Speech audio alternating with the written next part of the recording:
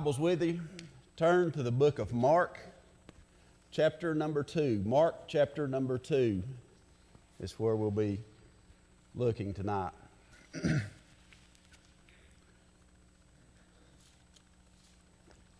Thank you, Stacy.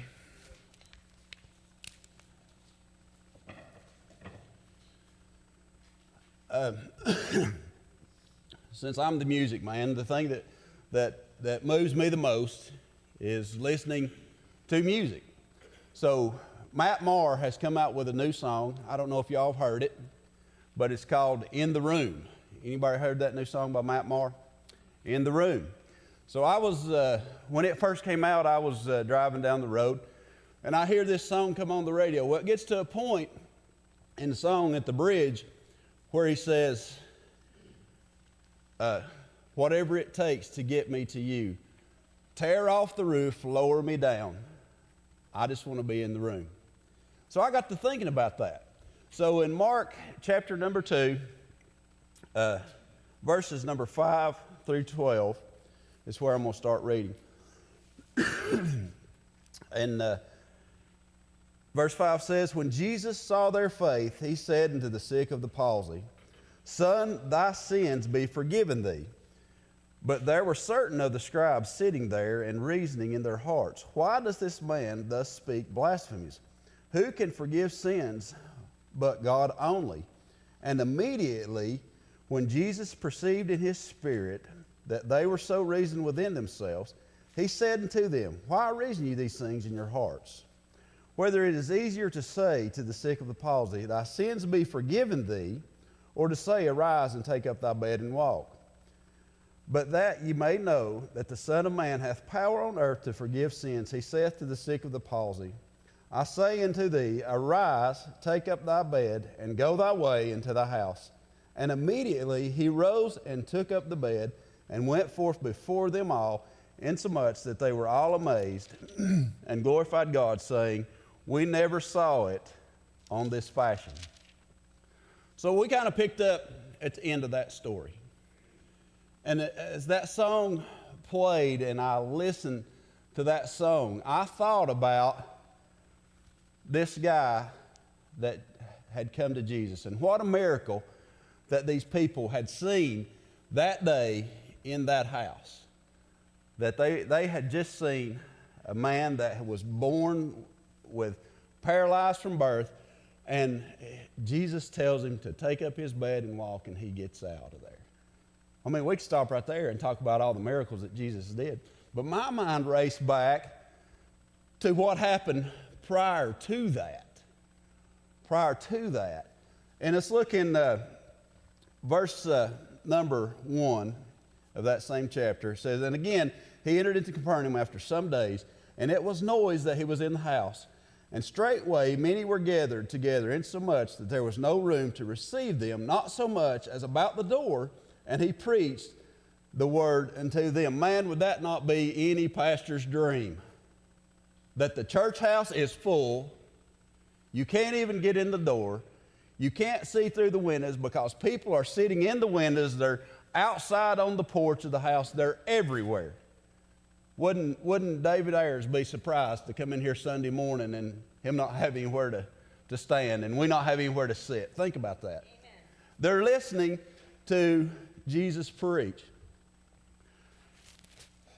And they, verse number 3, and they come unto him, bringing one sick of the palsy, which was born of 4.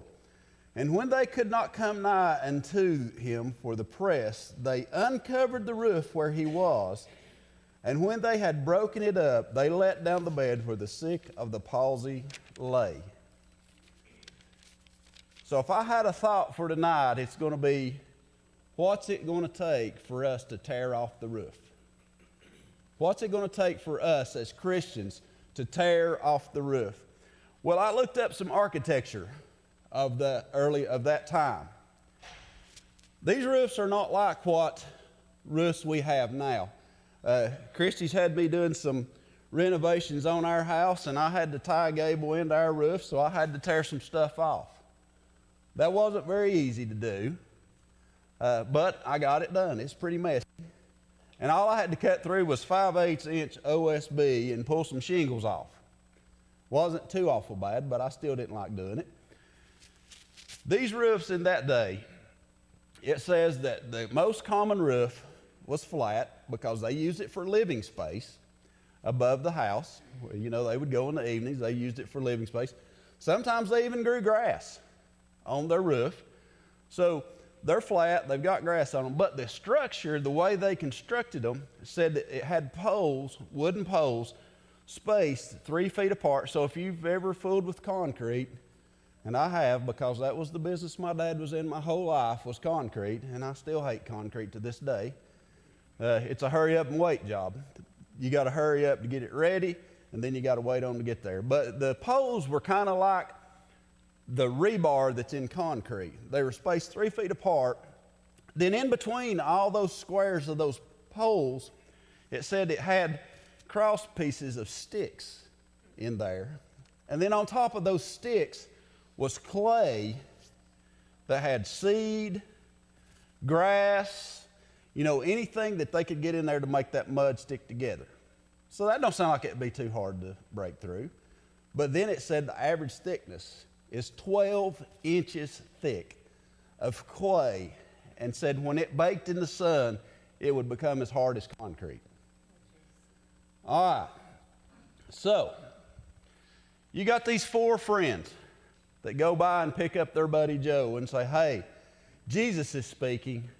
We're going to take you down there. So they get down there with Joe. That's what I called him. They get down there and they see that even in the streets, you're not going to be able to get into the house. What would most of us do? Joe, I'm sorry about your luck, buddy.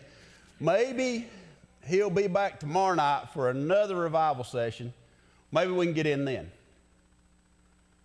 But there had to be that one crazy friend. There had to be one Scotty Henry in that group, or I don't know that they would have done this. You know, there's the one guy that says, hey, what about the roof? Wonder what they thought when this guy says, hey, let's just go up on the roof. What do you think, Brother Earl? Let's carry him up on the roof. We'll get him in that way. Number one, this is not their house. You know, I'm going to be pretty upset if somebody pulls up in my driveway and climbs up on the roof and starts tearing it off. Probably some folks in this church, if we were packed out, would be pretty upset. The trustees are going to be pretty upset. We climb up there and somebody starts tearing the roof off here to let somebody in. But these guys did not waver in what they wanted to do. You know, I thought about it as what did it take for them to get to where they're at?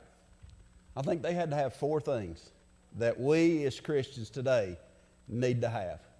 First thing that I think that they had to have was that compassion for their friend.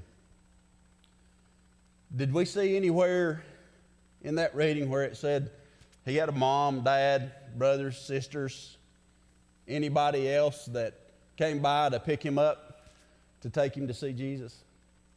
I don't think that, it doesn't say that, so I don't know. I don't find it recorded in any of the other accounts of this scripture.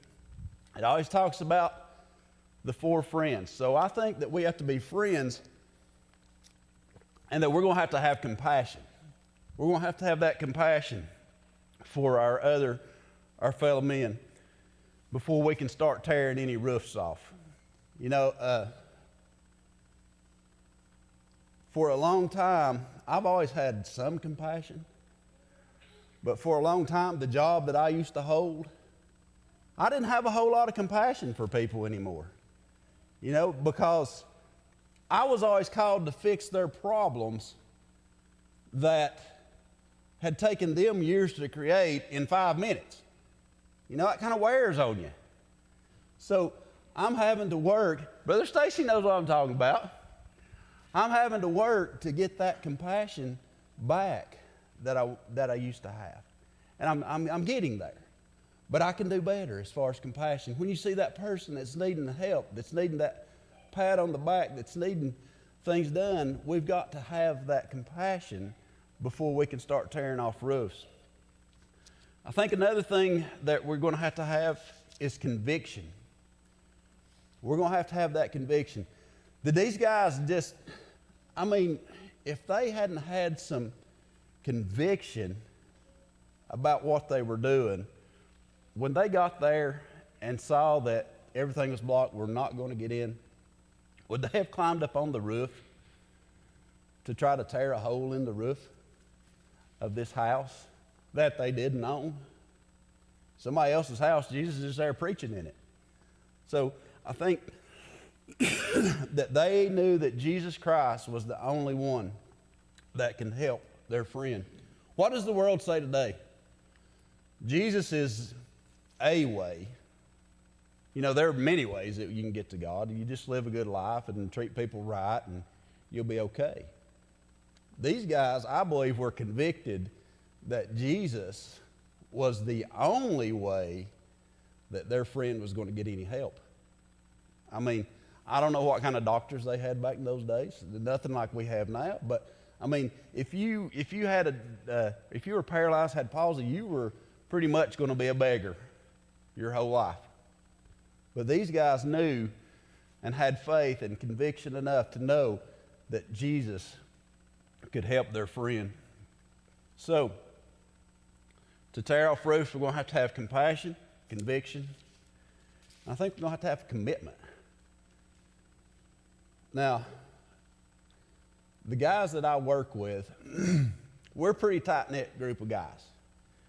And I think that any one of us can call the other if there's something going on. But, Andy, I probably ain't going to go tear somebody else's roof off to get you in because, here we'll end up going to jail for that. But I think we've got to have commitment. And in the jobs that we do, even at work, you have to be committed to doing your job. Your buddy has to be committed to doing his job. All four of those guys, I don't know if it took some convincing to say, hey, there's a roof up there. We can go tear through that roof. And I'm sure that as being grown men, I'm sure they all knew how that roof was constructed, don't you? I'd say that them being men, they knew, they had seen it done before, so, it don't say that there was one standing over going, I don't know, it's got those big poles going through there, and then they got the cross hatching, and there's 12 inches of mud that's dried like concrete. I didn't see any of them saying that, did it? It says they carried him to the roof, and they began to tear it off. Said they, said they had broken it up. They let him down. So they didn't waver. They were committed to what they were doing. They were committed to getting that help for their friend. So I think we've got to commit. We've got some things coming on here at church. We got a building that we're looking at putting out here to put a school in. Each and every one of us have to commit to that. We have to believe that that is God's will. We've got to have that conviction that it's God's will. And we've got to commit to that, to get that done. We've got to believe it's God's will that we have Vacation Bible School here in a few weeks. And we've got to commit as people if we want to see lives change and we want to see roofs get ripped off. The last thing that I think you're going to have to rip a roof off is you're going to have some cooperation. And I heard a joke one time that the only way that you're ever going to get Baptists in one accord is if you stick them in a Honda.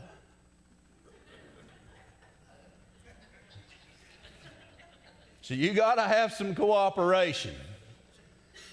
I know everybody's laughing, so we've all been in those situations where you've got one. And then I read an article the other day that said sometimes God's biggest stumbling block in the church is the people in it. We got to get out of God's way, and we got to cooperate with those that we work with in the church. I wonder what kind of fight that'd have been if Bill, James, Joey would have been digging, and then you got Bob over here watching. Excuse me. I don't think it went real well. but they got the job done. They ripped the roof off.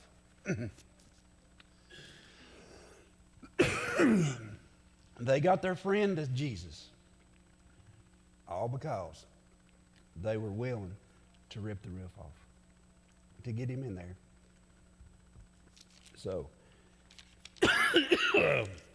keep that in mind. We need to be people of compassion. We need to have conviction.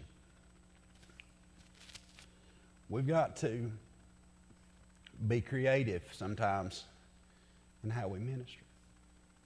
And we're going to have to cooperate with those around us. That's all I got. Does anybody have anything else that they'd like to add? We've talked about this before. How do you get a paralyzed guy 10 feet in the air? Pretty hard to do. Pretty hard to do. Really hard to do. Yep. To even have carried him there. That's just dead weight that you're carrying. And the bed. They had to know of Jesus' ministry sometime to even be sure that he would be attended to. They had to have that faith that Jesus could heal him. And if you look at that, that's what it says. Their faith. And when Jesus saw their faith, he said, to the sick of a palsy, thy sins be forgiven. He saw the faith that the friends had, as well as the man that was willing to be carried there and lowered down through a roof. Could you imagine being in that congregation and you hear things on the roof and then clods of dirt start falling down and mud and rocks and sticks? I would like to sing that service. I'm not going to kid you. I'm not going to lie about it. I'd like to have been there. Like the song says, I would just like to have been in that room. So let's go out and let's tear some roofs off. Let's tear some roofs off. Brother Ryan, would you dismiss us in prayer?